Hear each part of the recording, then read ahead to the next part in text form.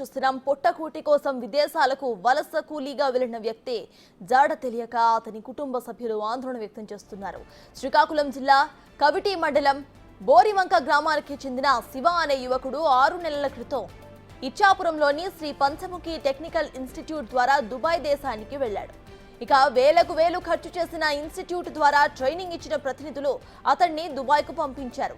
3 రోజుల నుంచి శివ ఫోన్ పనిచేయడం లేదు. దీనిపై సదరు సంస్థను అడగ్గా వారు పొంతనలేని సమాధానాలు చెబుతున్నారు. దీంతో బాధితులు మీడియాను ఆశ్రయించారు.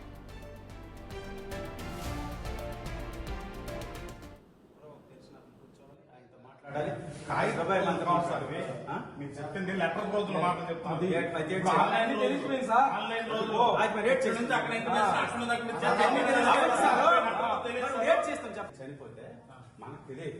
ఎలా తెలిసి చెప్పింది ఎలా తెలిసి ఫస్ట్ ఒక అతను చచ్చిపోతే అక్కడికి మనం ఇక యువకుడి ఆచూకీ కోసం ఇచ్చాపురం ఇన్స్టిట్యూట్ యాజమాన్యాన్ని సంప్రదించగా నిర్లక్ష్యంతో సమాధానం తెలిపారని శివ కుటుంబ సభ్యులు చెబుతున్నారు. దీంతో ఆగ్రహించిన గ్రామస్తులు మూకుమ్మడిగా యాజమాన్యాన్ని ప్రశ్నించారు.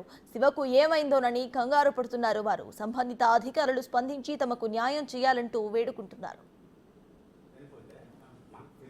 ఎలా తెలిసి చెప్పింది ఎలా తెలిసి ఫస్ట్ ఒక అతను చచ్చిపోతే అక్కడికి మనకు ఉన్న కుర్రోళ్ళు ఇన్ఫర్మేషన్ ఇప్పిస్తారు ఫస్ట్, అవునా కదా? తర్వాత వాళ్ళ రెస్పాన్స్ అవ్వకపోతే అక్కడ సార్ పట్టించుకోలేదు, ఏమీ లేదు, కుర్రోడు ఏమీ ప్రాబ్లం లేదు, కుర్రోడికి ఏమీ అవ్వలేదు అని అంటే కుర్రోడికి పట్టించుకోలేదు, డెడ్ బాడీ అక్కడ పడినది ప్రాబ్లం అయిపోయింది, ఎవరు పట్టించుకొని రోడ్డు మీద వదిలేస్తున్నారంటే ఏమైనా బతుకు తెరువు గురించి ఏదో కూలీ నాలి చేసుకుని ఊర్లో ఉంటే బతుకు తెరువు గురించి రెక్కాడితే డొక్కాడిన పరిస్థితిలో ఉన్న కుటుంబాన్ని ఆదుకోవాలని దుబాయ్ వెళ్తే అంటే ఇతర దేశం వెళ్ళి ఏదో పని చేసుకుంటానని పంచముఖి ఇన్స్టిట్యూట్కి వచ్చి వీసా అప్లై చేసుకొని ఇక్కడే ట్రైనింగ్ చేసుకుంటూ ఇక్కడే ఇంటర్వ్యూ చేసుకుంటూ దుబాయ్ వెళ్ళడం జరిగింది సార్.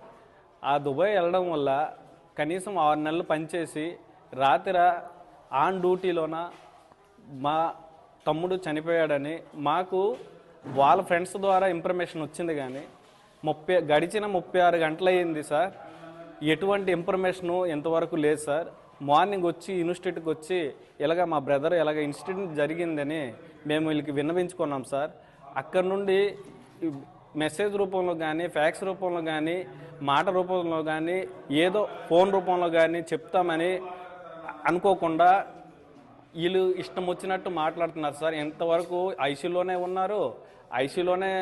ఉన్నాడు బతుకున్నాడనే మాట్లాడుతున్నారు సార్. ఎంతవరకు ఈ పంచముఖి ఇన్స్టిట్యూట్ నుండి ఎటువంటి ఇన్ఫర్మేషన్ లేదు సార్. మేము గడిచిన 3 గంటల నుండి ఇక్కడే ఉన్నాం సార్. ఏదైనా చెప్తామంటే మేము వైజాగ్ ఇన్స్టిట్యూట్కి, నెక్స్ట్ ముంబై ఇన్స్టిట్యూట్కి, తర్వాత దుబాయ్ ఇన్స్టిట్యూట్కి అని చెప్తున్నారు సార్. చనిపోయి 36 గంటలు గడిచినా కూడా ఈ ఆఫీస్ నుండి కూడా ఒక కాల్స్ రాలేదు. ఈ ఇన్స్టిట్యూట్ నుండి మాకు ఎటువంటి ఇన్ఫర్మేషన్ కూడా లేదు. ఇంటి వద్ద ఒక తల్లి మాత్రమే ఉంది. తండ్రి చనిపోయి 10 సంవత్సరాలు అయింది. ఒక తమ్ముడు ఉన్నాడు.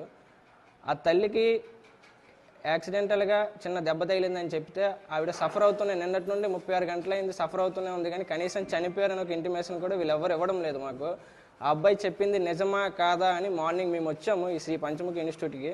వచ్చి సార్ మాకు ఇలా శివ మధ్య ఒక అబ్బాయి ఇక్కడ నుండి వెళ్ళాడు, అతను చనిపోయాడా లేదా మాకు క్లారిటీ ఇవ్వండి అని చెప్పి అడిగేసి మళ్ళీ వస్తామని చెప్పి వెళ్ళినా కూడా చాలా నిర్లక్ష్యంతో వాళ్ళు సరే చెప్తామని చెప్పి ఆ పైన వైజాగ్ ఇన్స్టిట్యూట్ అని, ఆ పైన ముంబై ఇన్స్టిట్యూట్ అని, ఆ పైన ముంబై నుండి దుబాయ్ ఇన్స్టిట్యూట్ అని ఇలా 4 ఇన్స్టిట్యూట్ల తర్వాత మీకు కాల్స్ వస్తాయని చెప్పారు.